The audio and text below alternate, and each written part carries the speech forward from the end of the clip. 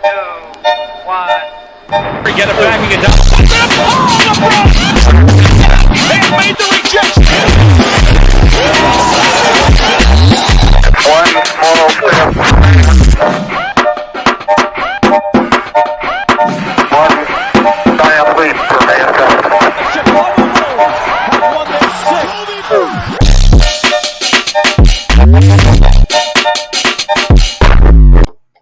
Hey, what's going on? Another episode of Sports Force.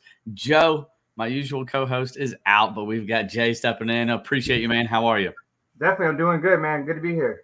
Yes, sir. Week 4 of the NFL is concluded, and there is a lot to talk about, starting with America's team, the Dallas Cowboys. Off to a 3-1 start. Dak Prescott looks in tip-top shape. Comeback player of the year almost seems like a wrap if the season ended today. How are you feeling about the Cowboys today? I'm feeling good about the Cowboys. I like Trayvon Diggs. I like Dak. I like Tony Pollard. I like a lot of what they have on offense. Defense is getting better with Parsons. I don't have them win the division, Brian Bolstered. We'll talk about that in a bit. I still don't think they're that good. I think they're good. I've been hearing top 5. I've been hearing stuff. I don't have them there yet. I'm going to put them middle of the pack right now, 14 to 18, something like that. I still think there's some teams in that division. Give them a run for their money. Usually I push back against the Cowboys quite a bit. And this year I'm buying the hype. I think they look good. I think the defense is very much improved. And I've been so impressed with Dak Prescott, not just his play, but his poise, especially coming off that injury. Really, every quarterback that we've seen with an injury like that, it's taken them 2 years to come back. Derek Carr immediately comes to mind. Jimmy G. But with Dak, he seems to be improved despite the time off. And Trayvon Diggs, it's either him or Myles Garrett for the Defensive Player of the Year right now. I know it's early, but he has 5 interceptions. So I'm pretty much ready to call this division a wrap, to be quite honest with you. And I think the Cowboys got to be slated as at least the 5th best team in the NFC. I'll give – and honestly, I'm probably higher on them than that. But I can see people saying, Cards – Packers, Rams, and Bucks are better than them. But after that, I think they're there. Yeah, you may be right. I like Trayvon Diggs. I think he's my favorite player in the Cowboys. Right? I think he's their best player right now, which sounds crazy because we always talk about their offense. But we still got the football team. When Ryan Fitzpatrick gets healthy again, I think they can really – and they've been winning games with their backup from Old Dominion, undrafted. So they've been winning games with him. If that defense steps up like we know they can and Ryan Fitzpatrick comes back, I don't know if the Cowboys will be able to hang with them if they're able to keep these wins coming along while Ryan Fitzpatrick is still healthy. I like them, and I still like the Giants. Saquon is finally back. We've seen what he did last week here, week 4. So I like the Giants, and I like the football team even as a dark horse to win that division. The Eagles I'm giving up on, but I'm not sold on the Cowboys win this division just yet. Yeah, I'm with you in terms of the Eagles. To me, they're kind of off in the distance. In terms of the Washington football team, I actually don't think it's a matter of quarterback. I actually like Taylor Heineke. I think he's pretty good. The issue for them, or that I have with them, is the defense. I thought this was supposed to be a top defense. If they had that supposed top 5 defense that they were supposed to, they would be good. They would be really good, and I'm still holding out a little bit of hope. That's why I said not quite ready to call this division a wrap, just because if that division gets back into form, at least based on our expectations, I think even with Heineke, they're going to be a very competitive team. The Giants, you make some interesting points because they've got speed everywhere on that offense. Daniel Jones has been playing better, and he has some weird home road splits. He plays really well, and the Giants win on the road. At home, they're awful, which is just really weird. I don't know if that's like the New York pressure or something like that. But, to me, they're still a distant third at this point. Giants stand no chance. Yeah, no, I don't know. The Giants and Jets fan base, just a little New York spiel, just cracked me up. I feel like everybody knows at least one Giants and one Jets fan. And these people, poor souls, are on the edge of a cliff every single Sunday. They go from this is a trash organization, I'm never rooting for them again, and then when they win, we can make it back to the playoffs, things are finally clicking. Daniel Jones, they pull up his last 4 games. It cracks me up. But Yeah. To me, Well, go ahead. well, to bring that point, Daniel Jones actually, like you said, he's been playing really good, on the road especially. But I think Daniel Jones has what it takes to really lead this team. So that's the thing we're talking about the football team. Their defense gets it together. Then you bring on Fitzpatrick to make that strong playoff run to win the division, because that's what's going to matter, I think. Watch football get some wins now, and then really put the pressure on when they get Fitzpatrick. And then you look at the Giants. Daniel Jones can step up and really make that team a front runner. But they really lost some games that might hurt them in the long run, because the Cowboys and Washington football team might not lose that many games down the stretch. So we'll see. Well, it's going to be a big matchup in Week 5 because the Giants are playing the Cowboys. Week 5, right? So that's going to settle a lot of people's nerves, or it's going to make people hit the panic button. It's going to be both, actually, because one, if the Cowboys lose, they're going to be panicking. If the Giants lose, they're going to be panicking, saying the season's over. Let's move on from Daniel Jones. And then if they win, they're both going to say, hey, this is our division. It's on lock. So I'm really looking forward to that matchup. Yeah, Mike on the mic, taking a shot at our boy, Alex Robson, I think, with that one. I don't think he's predicting himself Jets 8-9, but yeah. Robinson would say that's their ceiling. That's how Robinson would say that right there. Yes. To be fair, he did say that's their ceiling. Mike Glennon's season. It's going to be interesting to see if the long neck of the league, Mike Glennon, makes an appearance as a starting quarterback in the NFL. Davis Mills has took his spot as a long neck quarterback. Mike Glennon's season's over. Daniel Jones is winning Week 5. Giants are winning, beating the Cowboys and taking this division. Oh, wow. Oh, man, that would be interesting. I'd love to see it, to be quite honest with you. I mean, I'm no Cowboys fan at all, even though I am turning into a Dak Prescott and Trayvon Diggs fan, like you said. Tube coming in here just trying to talk a little bit of trash about the fantasy football league. My team's 2-2. Got off to a little bit of a rough start, but yeah, I'm 2-2. 2-2. So I don't think you can talk trash to me. I don't know how your team's doing, Jay. I'm 3-1, and I benched Zach Ertz for OJ Howard, and I benched what's the dude's name? Brandon Bolden and Damon Williams in favor for Ty Johnson and Cole Kmet, I guess you could say technically. So, yeah, I lost by a little bit. But it kind of frustrated me because I wanted Darren Waller to go off on my team. I was playing against him in that league. He did trash in both leagues, so kind of like with a double negative for me. But it's all good. Yeah, that's a tough thing with fantasy, being in multiple leagues. Like, it's almost even hard to root for anybody, or you just have to root for everybody because – in one league or another, you're going to be facing off against a player that's on your team in a different league. But fantasy, man, it brings pain, but it brings joy. Let's keep this moving. And I want to talk pretenders. We had some kind of underwhelming teams in last season, being the Raiders, the Broncos, and the Panthers. They all kind of went out quietly, had relatively high picks, and this year they came out strong, off to a hot start. The Broncos with new quarterback Teddy Two Gloves. You got the Panthers bringing in Sam Darnold, the future GOAT, and then the Raiders with Derek Carr, who's played well. Are these teams pretenders now that they got, some would say, exposed in Week 4? I don't think the Raiders are pretenders, and I don't think the Panthers are pretenders. Panthers, we already know CMC's going to come back and he's going to make something happen. He might be back in Week 5. So if he's back in Week 5, they're right back on track. And that's not a knock on Sam Darnold. It's just when you have your best, arguably, I'd say your best offensive player, right? CMC with DJ Moore. Off the field, it's going to be tough for you to win any games. And then you have the Raiders, who they just came up against a really good Chargers team in SoFi. And they just penalties, a lot of lack of discipline, just a lot of bad play. The Raiders, the tough thing about the Raiders, I'm not going to talk about them too much, is they don't really have any weapons for Derek Carr. They have a few, but Kenny Drake hasn't shown up. Really, Brian Edwards didn't show up unless they go to overtime. Henry Ruggs has kind of showed up. He's in all right. And Darren Waller, like we just talked about him, like he had a great Week 1, and after that, I feel like he's maybe just been double coverage. The one touchdown he had, it was because the defense didn't know what they were doing. Adderley one-on-one when they had 3 guys rushing the quarterback. So I'm not saying they're pretenders, but the Broncos, to me, Drew Lock might be starting Week 5, and I think they're 100% pretenders. I don't think the Broncos are going to win that division. I don't think they're going to make the playoffs. Much love to Denver, but that's how I feel with the Denver Broncos right now. Yeah, I'm with you. The Broncos are pretenders. They've had some injuries early in the season. And then the quarterback play, I just don't buy into it. And I don't think that the defense is going to be elite enough to keep them competitive enough in what is a really tough division.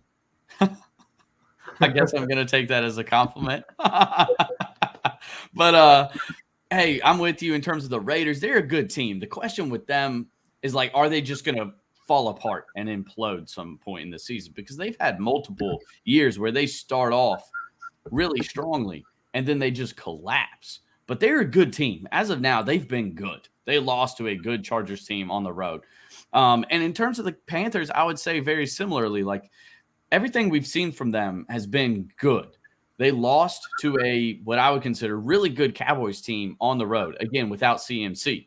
And that's going to bring you to a lot more third and long conversions, which is just a lot more harder and put a lot more pressure on Sam Darnold. He ended up making the 2 mistakes that he had stayed away from the previous 3 weeks. But if you watch that game, Sam Darnold did a lot of really good things too.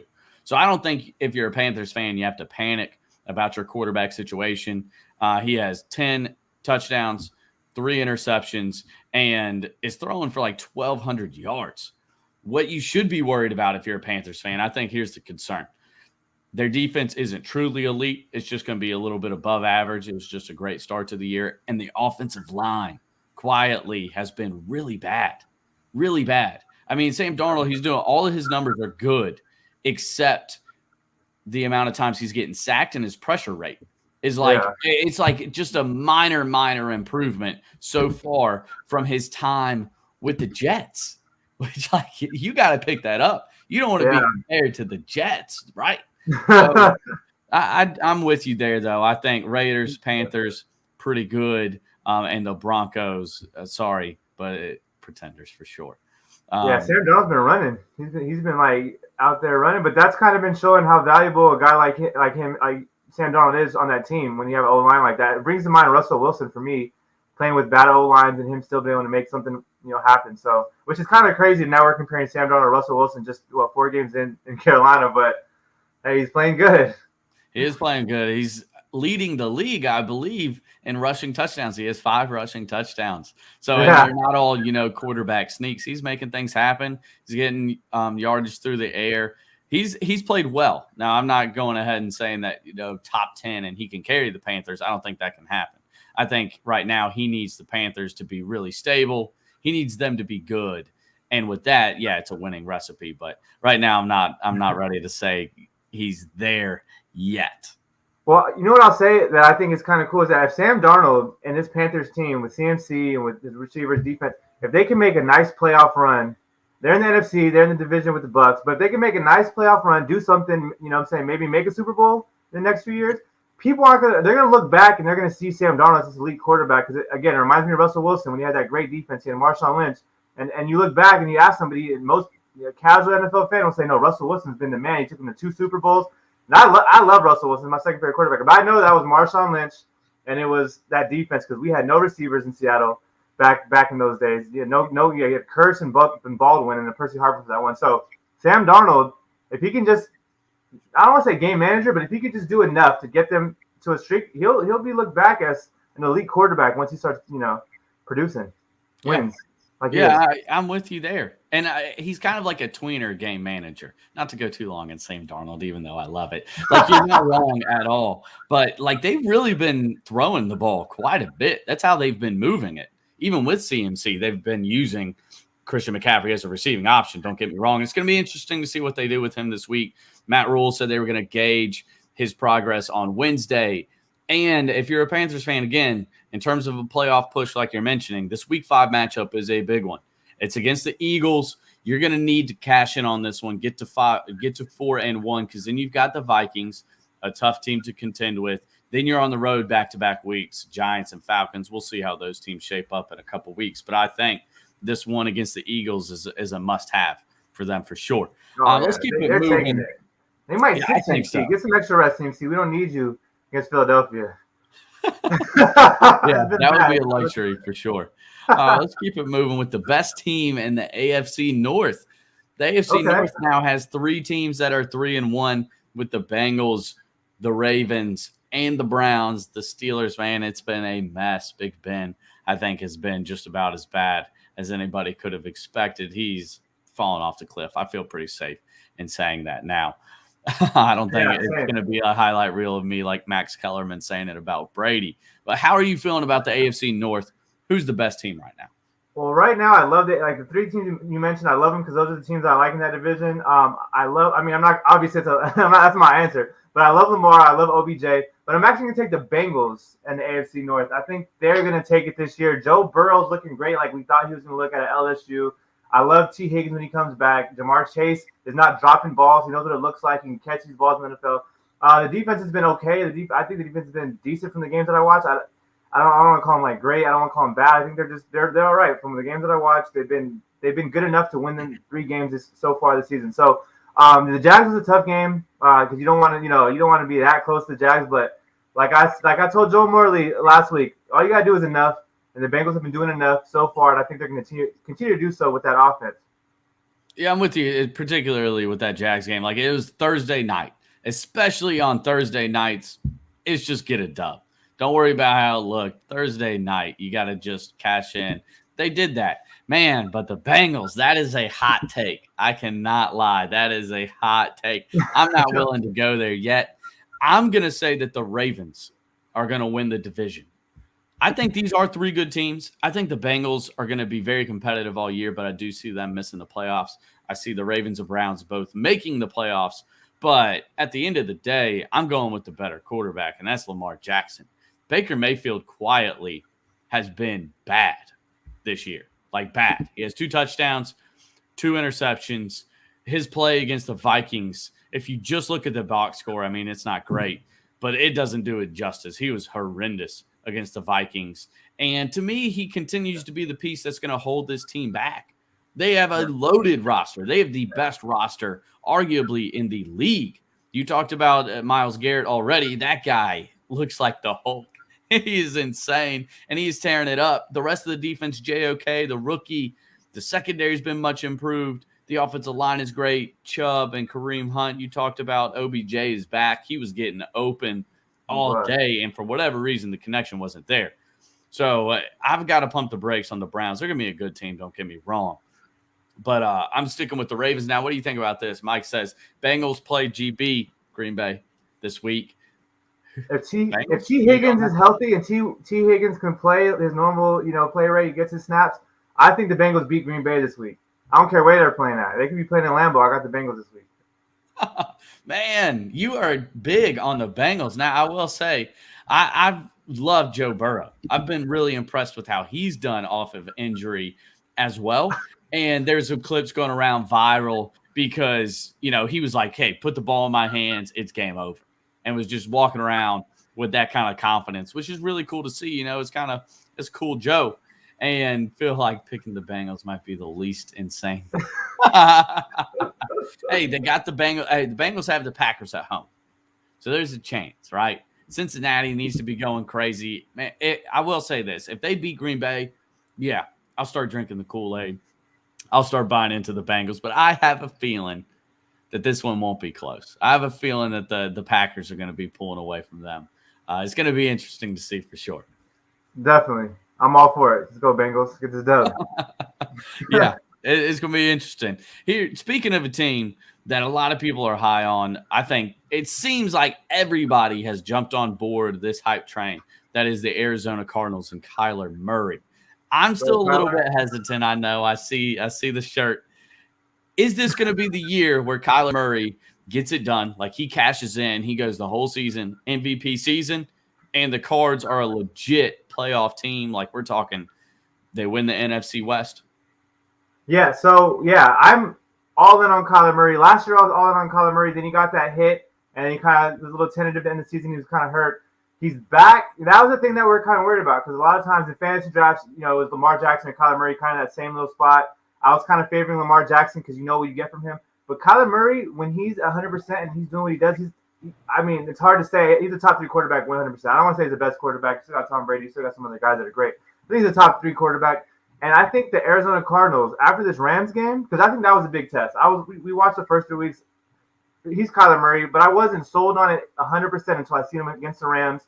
Jalen Ramsey, Aaron Donald, all these guys, and Kyler Murray was just tearing people apart. Kyler Murray just doing his thing. I think all 4, and I've said this since the beginning, I think all 4 NFC West teams will make the playoffs. The Niners are kind of messing it up for me now, but I think the Cardinals and the Rams are big contenders. I can see the Cardinals going to the Super Bowl this year, and somebody actually pointed out they should actually pick up Larry Fitzgerald at some point so he can get himself a ring because he deserves one. And I hope the Arizona Cardinals go far and do something. But the Rams and the Cardinals and the Bucks, I think, are my 3 teams to watch in the NFC to make that Super Bowl appearance. Yeah, I'm with you. First off, with Larry Fitz, it would be cool to see him make a little bit of a comeback, just get slightly in that receiver rotation, especially if they could pull it off. He could finally get that ring. But I don't know about them being a top 3 team in the NFC West. Like, you got to give them the benefit of the doubt as of today. But when it comes week 16, week 17, I just have a hard time seeing with Cliff Kingsbury and unfortunately Kyler just staying healthy. Like, I think it's just a matter of health, the wear and tear of the team, because we saw this last year. He was on fire, and then he got banged up, and it was never the same. But, yeah, Bucks and Rams, I'm with you. Yeah, Mike on the mic, he's been on that train. Yeah, no doubt. I mean, they're playing some backyard football. I'm not saying that's like they're literally drawing plays up in the dirt, but basically the plays break down, and then that's when the magic is made. And, of course, that's an awesome thing to be able to have in your back pocket. But it worries me when, like, that's your forte.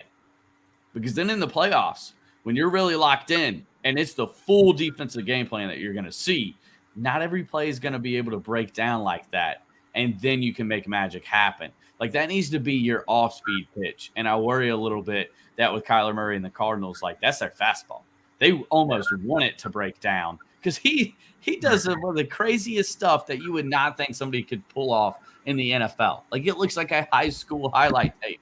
He's just running around, and nobody can touch him. He slings it 80. He'll run for 80. It's been really cool to see. I mean, I do have to say that without a doubt. And to be honest with you, I hope it happens. I hope. Hey, a man of not incredibly great stature, Kyler Murray at like 5'8", 5'9", NFL MVP at quarterback, I'm all for that. That's for sure. That'd be cool. Yeah, I'm all just, Kyler just seems like a great guy. So I'm all for but if you know me, Brian Bolstered, I'm for anybody that's doing well. So I love Kyler Murray. He could be 7 foot. Actually, that'd be cool to see a 7 foot quarterback do what Kyler Murray does. I'd love that. That'd be amazing.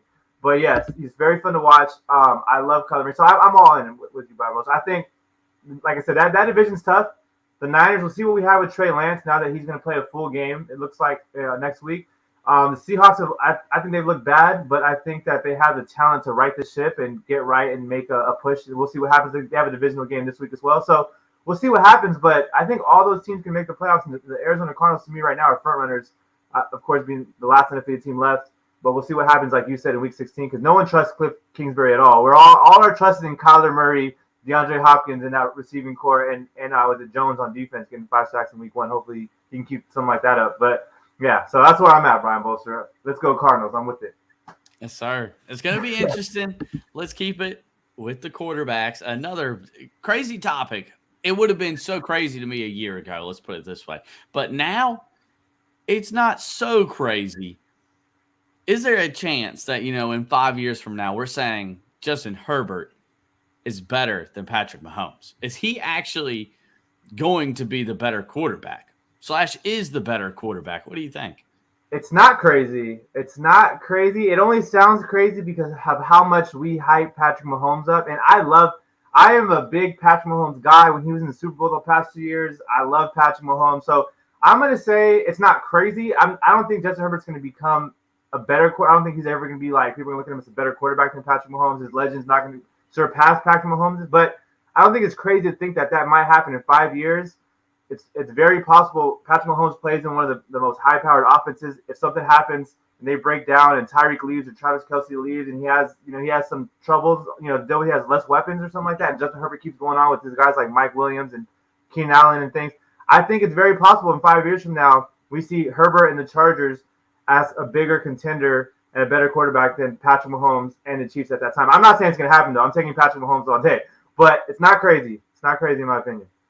Yeah, I probably still have to ride with Patrick Mahomes just because of the upside. But Justin Herbert continues to just surpass expectations. He is a dude, and he has all the physical tools Whereas Patrick Mahomes is lacking just a little bit, it looks like, in size and durability. He's gotten a little banged up. You're very smart to point out the roster construction for the Chiefs. They're going to be coming into major cap issues coming up here soon.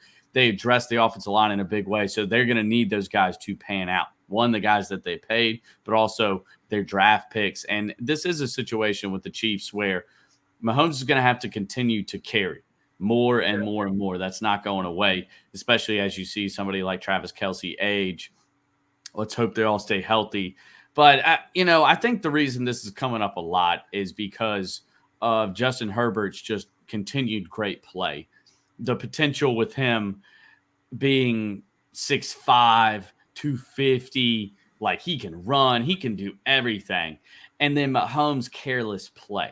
I think that's what this comes down to, is Mahomes has been careless at times, Justin Herbert hasn't been. And I think part of that is what comes with success. And what I mean by that is Justin Herbert's still proving that he's a top 5 quarterback. He hasn't won nothing. Patrick Mahomes, on the other hand, he's already won a Super Bowl. He's been to 3 AFC championships. He's won an MVP. He's already been regarded as the unquestioned best quarterback in the NFL. And a lot of people have gone even further in terms of, like, he's already going to be the GOAT. Like, we could go ahead and pencil it in. Like, when he wraps up his career, most people are going to think that he was the greatest quarterback to ever play the game. And I think that's part of this, right? Relative to those expectations, Mahomes was a little disappointing in some of the early games. Last week, he was pretty on fire. And then the careless play, which I just wrap up to him being bored.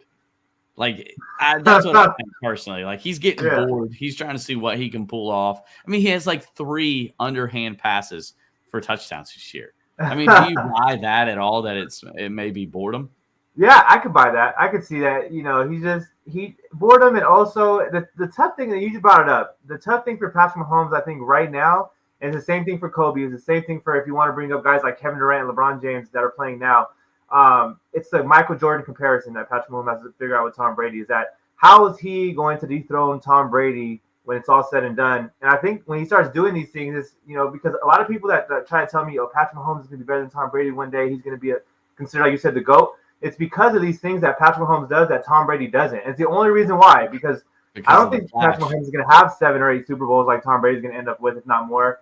I don't think he's going to have the team success that that Tom Brady has had in his career. But he does things that you don't see Tom Brady do. You don't see anyone do. He does the no-look passes. He runs around and does crazy stuff. The push passes, the underhanded pass. So that's the thing that kind of is his brand to differentiate himself from the other quarterbacks and kind of make him special and unique and maybe put him in that GOAT conversation. Yeah, I'm with Tony here. Like, Justin Herbert, it's not that he's super, super safe, but he's taken, like, calculated risks. And that is playing quarterback in the NFL. You have to take risks. You need to push the ball down the field. You got to know your situations and when it's best to take a risk, of course. But Mahomes has taken that further. Like, he's been straight up reckless at points. Now, I think some of that is just trusting your players. Like, when you're throwing it up to Tyreek Hill, who the DB is 5 yards behind in trail, like, it's going to be impossible for that DB to make the play. Like, you're getting PI or you're going to pull off something crazy. So I think that's part of it. But I definitely think some of the no-look stuff, that's having too much fun, and that is reckless at the end of the day. It's going to be interesting to see if he curbs that a little bit as the season goes on, particularly the playoffs, right? Well, if you look at the Super Bowl, just to point out all of that, is Tom Brady won the Super Bowl in convincing fashion. It wasn't really necessarily close. But the play that a lot of people were talking about was Patrick Mahomes' incomplete pass where he's throwing the ball like Superman, So that's kind of what we're looking at when we're looking at Patrick Mahomes and what he does. His incompletions look better than anyone else's highlight plays, which is crazy. So we'll see. Yeah, no, I'm with you. That was one thing, not to go too back in history, but bugged me a little bit about the Super Bowls. Like, Tom Brady came out, destroyed them in the first half. He had 3 touchdown passes. He had like a perfect first half. Of course, the defense played well, but all anybody wanted to talk about was Patrick Mahomes' Superman passes. And it's like, it's cool, but it's not as cool as winning. Yeah, I know. That's the it's society like- we live in, you know? Yeah, it's like, and people wanted to try to say that Mahomes actually played better than Brady in the Super Bowl. It's like, let's pump the brakes on that. Come on, now, people. But I mean, I get it. It's exciting stuff, and that's going to be the thing for Kyler Murray. Kyler Murray, let's hope he stays healthy. He has a long career. He's going to have one of the best highlight tapes of all time. Like, it's going to be unbelievable stuff. I can't wait for it. Unfortunately, the show has to take a little bit more of a gloomy mood for the last little bit. I have to hand out. I get to hand out the Poopy Pants of the Week award. And usually I'm really excited for this time. Usually I'm really excited to hand this one out. And I thought I was going to get away with handing it to Baker Mayfield. I thought I was, because he was just awful. But my Titans lost to the Jets. I don't care who was out. I don't care that A.J. Brown was out, that Julio Jones was out, that we had all these offensive linemen hurt. You lost to the Jets. Oh, my gosh. I'm sure nobody in their right mind watched that game that wasn't a Jets fan or a Titans fan. It was a miserable game. Absolutely miserable. Neither team played well. It was just like, who is trying to mess this up harder? And the Titans did that, culminating with a missed field goal to lose the game. Tennessee Titans, pains me to say, you get the Poopy Pants of the Week award, Week 4. Did they deserve it, Jay?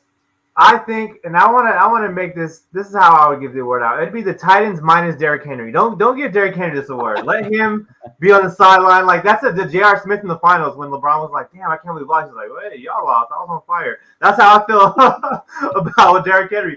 Derrick Henry should be talking to Mike Vrabel like, "You need to give me. I got 33 carries. You need to give me 43 if we gotta win these games because like you said, they had the wide receivers weren't doing anything." I think the best receiver was Roger Saffold III when he caught that little screen pass that Tannehill gave him. Other than that, the wide receivers were doing nothing. McNichols was doing nothing. I mean, he had a few good plays. But I don't know if they're trying to do trick things or trying to get in the Jets' mind, but whatever it was, it didn't work. And don't do that again, Mike Vrabel. Give the ball to Derrick Henry. People will say, well, that's what they expect us to do. Well, there's a reason they expect you to do it because it works. So, yes, they deserve it. Mike Vrabel and the coaching staff, they definitely deserve it. Everyone that's not Derrick Henry, they deserve it for this week. I agree, 100%. Yeah, okay. I will concede that. Like, hey, Derrick Henry balled out, and I'm with you. It's like, what do you do as a coaching staff when, like, you're trying not to just, like, kill your running back, but that's the only thing that's working? Like, if they would have ran the ball with Derrick Henry 45 times, they would have won the game, for sure. Definitely. But it's like, can we really do that? Is he going to last past week 4? Which, so far, he's been indestructible. Better knock on some wood because Derrick Henry is the only thing about this Titans team that has been good this year, to be quite honest with you. Tennessee Poopy Pants Titans. Hurts the soul, man.